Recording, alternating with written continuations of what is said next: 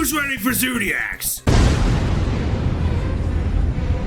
YugiNoNo! King prepare! Okay, so Zoodiacs are dominating in the OCG. And players not only hate the stupid name, seriously though, Zoodiacs, totally awesome. Yu-Gi-Oh! Is getting lame as shit. Well, I actually kind of like those names.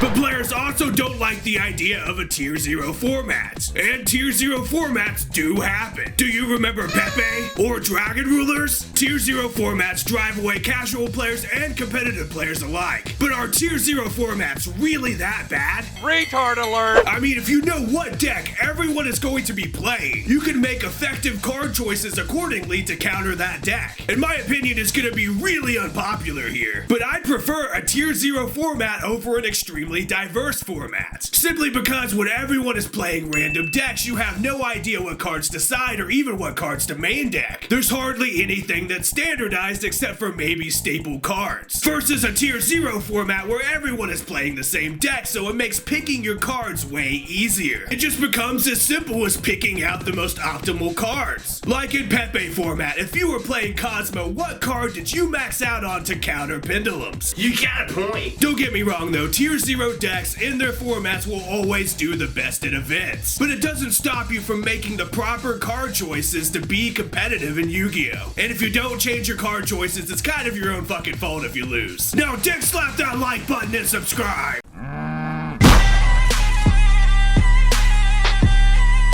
Subscribe!